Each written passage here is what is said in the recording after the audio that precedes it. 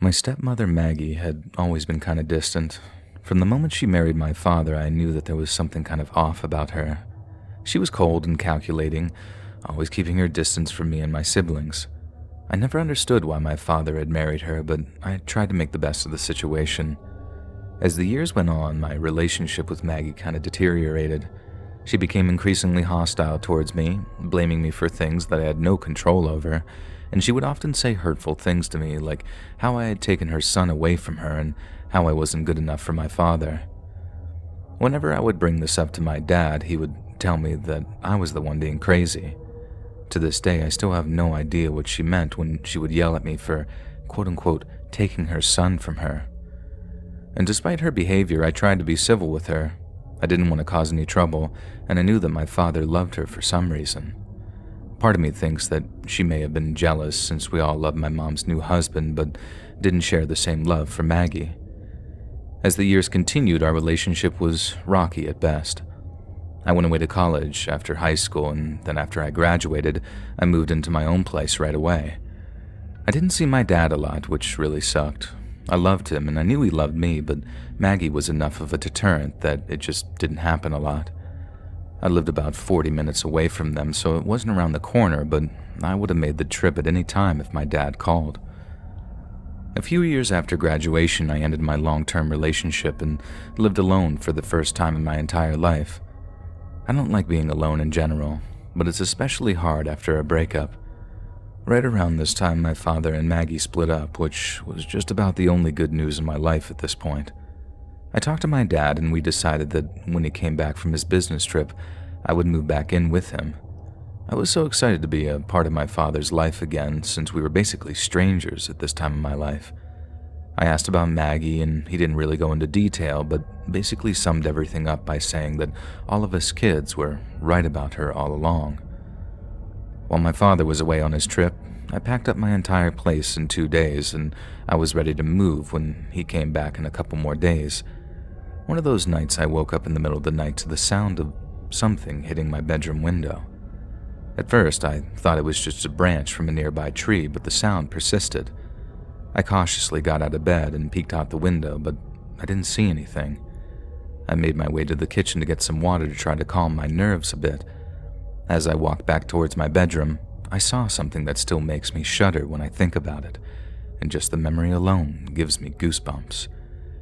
Standing in the middle of my room was my former stepmother, Maggie. She was staring at me with a dead look in her eyes. I was frozen with fear, not knowing what to do. My voice began to tremble as I asked, "What are you doing here?" She smiled at me, a smile that I had never once received in all the years she was with my father. I could sense a shred of irony in her face as she said, "I just wanted to see you, darling." I didn't know what to do.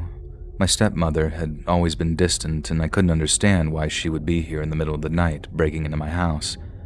I tried to reason with her and get her to leave, but she was insistent on staying.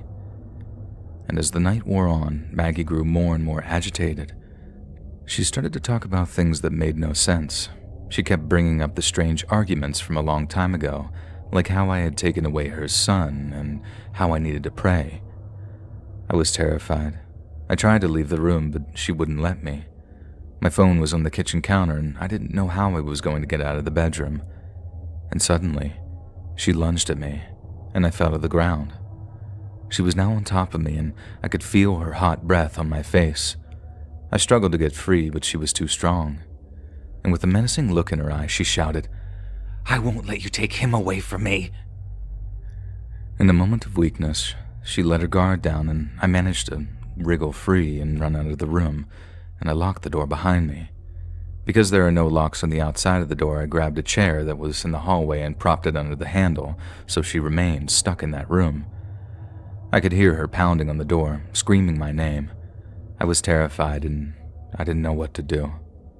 All I could think to do was call the police, and thank God they arrived within minutes.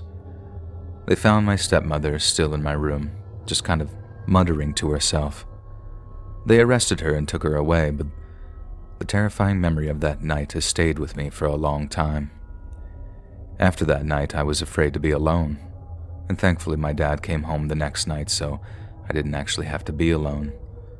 I couldn't sleep without the lights on, and I was always looking over my shoulder, afraid that she would come back for me. I couldn't understand why she had done what she did, but I knew that I could never forgive her this time. Years have passed, and I tried to move on from that night, but the memory of my stepmother breaking into my house in the middle of the night still haunts my mind. I'll never forget the fear and helplessness that I felt in that night, and I'll never forget that dead look in her eyes. If you enjoyed this scary story, listen to thousands more, either over on the Let's Read YouTube channel or podcast.